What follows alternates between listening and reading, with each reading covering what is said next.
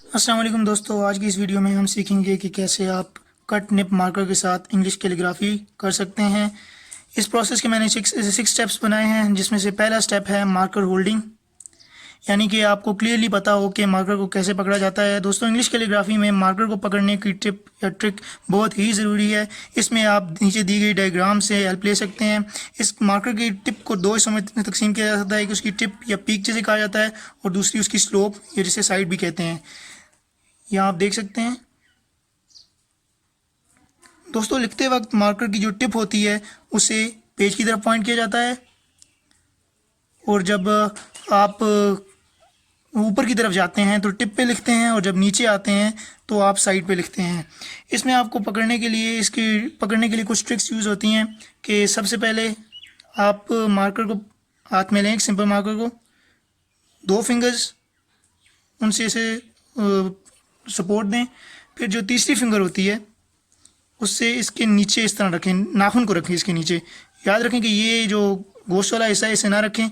इसमें आप जब इसे स्पिन करेंगे तो आपको पेन महसूस हो सकता है, इसलिए इसे नाखून पे रखें, ताकि जब लिखते वक्त आप इसे स्पिन करेंगे तो आपको ज़्यादा रिलैक्स और क्रिएटिविटी महसूस हो। इसके अलावा मार्कर की जो बैक एंड है, इसे बहुत लोग इस तरह रख के लिखते हैं। इससे आपकी उंगलियों के इन हिस्सों में फिटीग महसूस हो सकता है, इसलिए मैं रिकमेंड करूँगा कि इस तरह ना लिखें। इसकी बैक एंड को इस बोन पे रख के लिखें। इससे आपको ज़्यादा सपोर्ट प्रोवाइड होगी और आप ज़्यादा ईज से लिख सकेंगे। ये स्टेप यहाँ कंप्लीट होता है। अब अपने दूसरे स्टेप की तरफ बढ़ते हैं, स्टेप 2। तो स्टेप 2 है बेसिक कॉन्सेप्ट।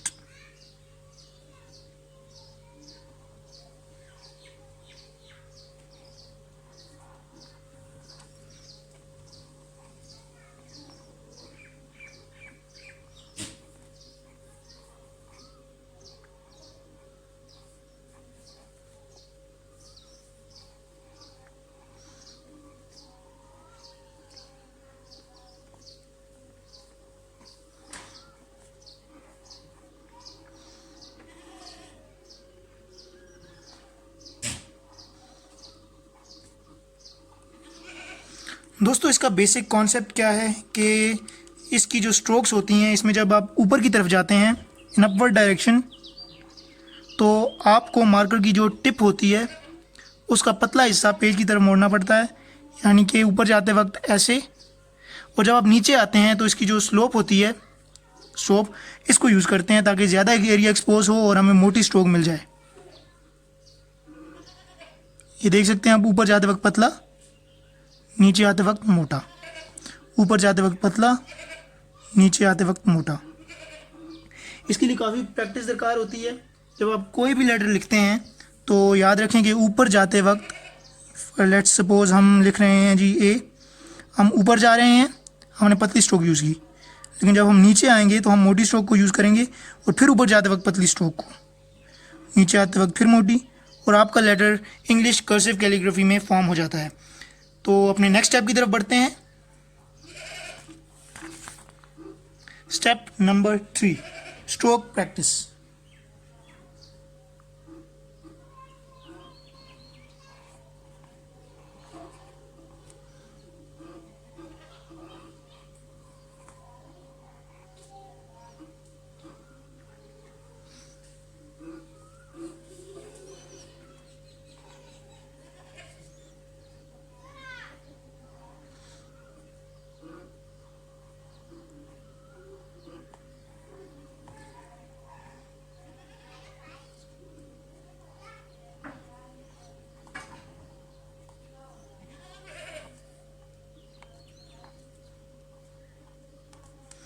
दोस्तों, कोई भी वर्ड लिखने से पहले हमें उसके बेसिक्स को अंडरस्टैंड करना पड़ता है।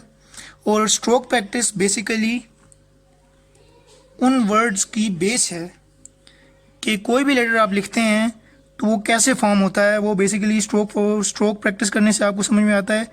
एक स्ट्रोक ये होती है वेव लाइक, इसी में मॉडिफिकेशंस करके, इसी को इन्हांस करके आप कैलीग्राफी स्ट्रोक्स फॉर्म कर सकते हैं। यानी कि जैसे ऊपर वाले प्रीवियस स्टेप में मैंने आपको बताया था कि ऊपर जाते वक्त पतला, नीचे आते वक्त मोटा, ऊपर जाते वक्त पतला, नीचे आते वक्त मोटा, ऊपर जाते वक्त पतला, नीचे आते वक्त मोटा, ऊपर जाते वक्त पतला, नीचे आते वक्त मोटा, ऊपर जाते वक्त पतला, नीचे आते वक्त मोटा।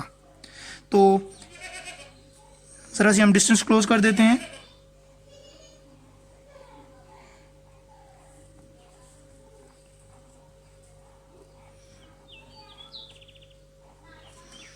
कोशिश करें कि आप मार्कर की टिप पर ना उठाएं। मैं खुद भी एक प्रोफेशनल तो नहीं हूँ, इसलिए कभी कभी मार्कर की टिप उठानी पड़ जाती है। अब हम डिस्टेंस को थोड़ा सा और क्लोज करते हैं ताकि कुछ ट्रायंगल टाइप से शेप हमारे सामने आ जाए।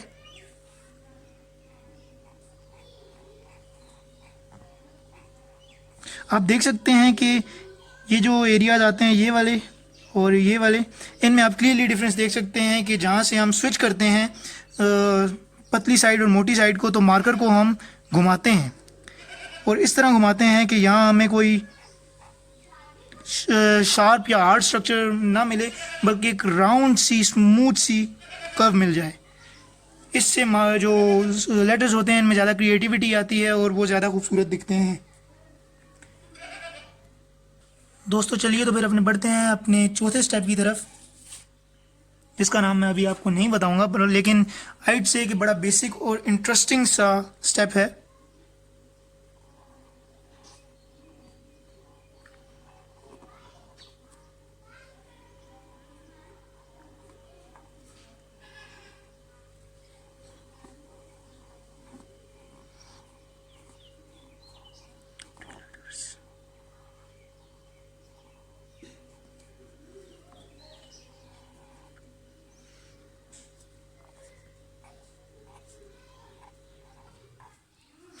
प्री लेटर्स, यानी कि ये एक तरह की स्ट्रोक्स ही होती हैं, लेकिन एक एडवांस लेवल पे होती हैं, जैसे कि ओवल। अब दिखने में तो ये एक सिंपल ओवल है, लेकिन ये इंग्लिश में राउंड अबाउट 3 लेटर्स या ज़्यादा, 3 या हाँ 5 to 6 लेटर्स को रिप्रेजेंट करता है, जैसे कि ए में भी ओवल यूज़ हो रहा है, डी फिर से ओवल यूज़ हुआ, जी फिर से ओवल यूज़ हुआ,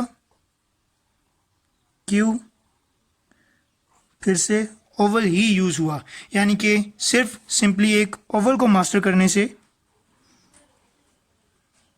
एक साइड मोटी एक साइड पतली करने से, आप लिटरली इन तीनों लेटर्स को मास्टर कर सकते हैं। इसलिए मैं रिकमेंड करूंगा कि प्री लेटर्स की प्रैक्टिस ज़रूर करें।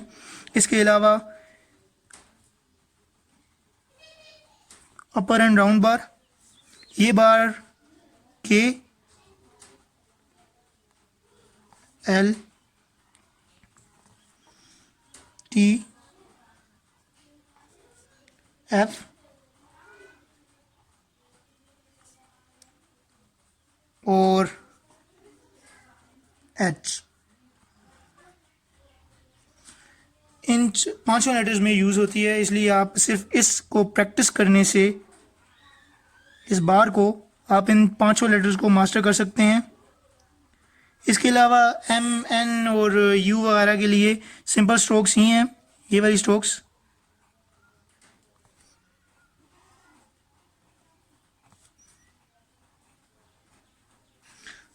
इनकी मदद से आप सीख सकते हैं कि ज़रा सी क्लोज डिस्टेंस पर आप कर्व को पतला और मोटा कैसे करें, जैसे कि लेटर्स एम एन और यू वगैरह में ये यूज़ होते हैं। तो बढ़ते हैं अपने 4th स्टेप की तरफ। स्टेप 4 यहीं पे ख़त्म होता है। एक बार फिर मैं आपको बताना चाहूँगा कि अगर आपको ये वीडियो पसंद आती है तो आप लाइक करें, कमेंट करें। अगर आप कोई सजेशन हैं तो मैं कमेंट में वो सुन लूँगा। और अगर आपको मेरा चैनल अच्छा लगता है, मेरी वीडियोस अच्छी लगती हैं और आप देखना चाहते हैं कि मैं और वीडियोस डालूं, तो ज़रूर चैनल को सब्सक्राइब करें और बेल आइकन पे प्रेस करें। स्टेप नंबर 5 है परफेक्शन।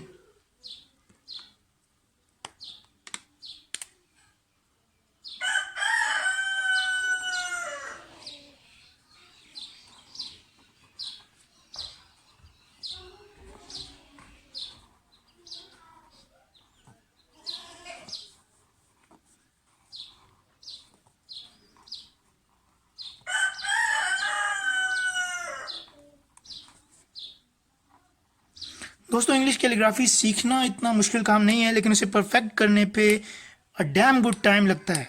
मुझे कैलीग्राफी सीखने में आई थिंक 6 मंथ्स लगे थे, लेकिन उसे मास्टर करने में मैं अभी तक उसे मास्टर नहीं कर पाया, उसे परफेक्ट नहीं कर पाया, लेकिन उसमें एडवांसमेंट्स कर चुका हूँ। लेकिन जहाँ तक मैं पहुँचा हूँ इस पे भी मुझे कम से कम 2 से 3 साल लगे हैं।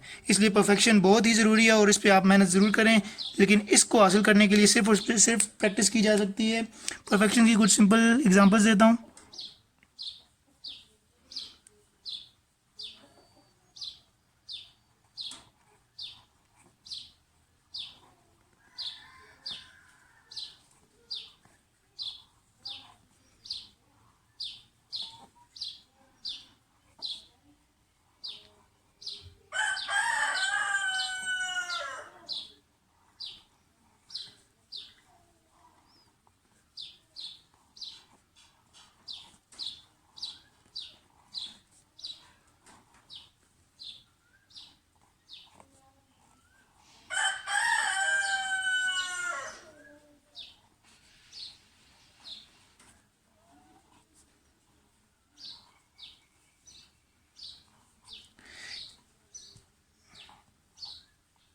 इन सब लेटर्स में एक चीज़ आपको कॉमन मिलती है कि इन सब की जो हाइट्स हैं स्मॉल लेटर्स की इक्वल हैं।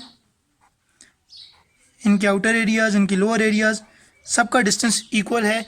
इन माइनर डिटेल्स को मैनेज करने से आपकी जो कैलीग्राफी है, आपकी जो राइटिंग है, उसमें height say about 30 to 40% improvement आ सकती है और आप अपनी राइटिंग को परफेक्ट कर सकते हैं। इसके अलावा अपने नेक्स्ट स्टेप की तरफ बढ़ते हैं। Perfection tips with sharp details. दोस्तों कैलीग्राफी में अक्सर हम छोटी छोटी डिटेल्स को स्किप कर देते हैं। वो छोटी छोटी डिटेल्स क्या होती हैं, मैं लिख के बताता हूँ।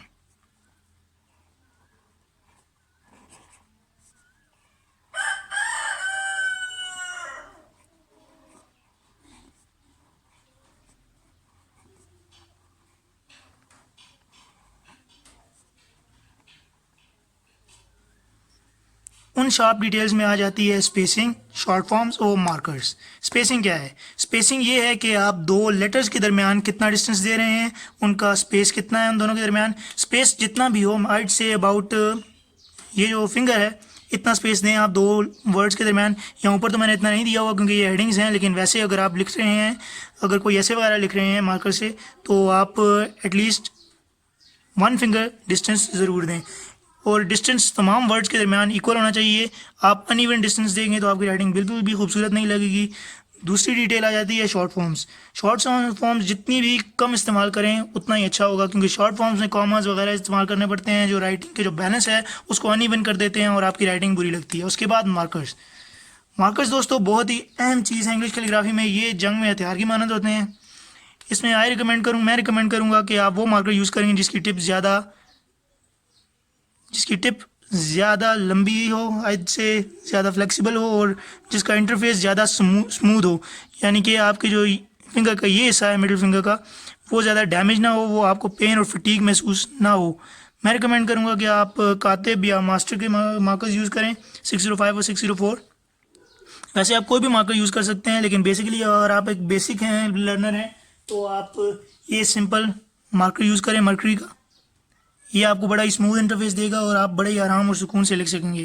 तो दोस्तों आज के लिए इतना ही। अगर आपको बेसिक लेटर्स सीखने हैं इंग्लिश कैलीग्राफी को, तो मैं उसकी लिंक डिस्क्रिप्शन में डाल दूंगा, आप वहाँ से देख सकते हैं। और आज के लिए इतना ही। अगर आपको ये वीडियो पसंद आती है तो लाइक करें, कमेंट करें, सब्सक्राइब करें और शेयर करें। तो अल्लाह हाफिज़।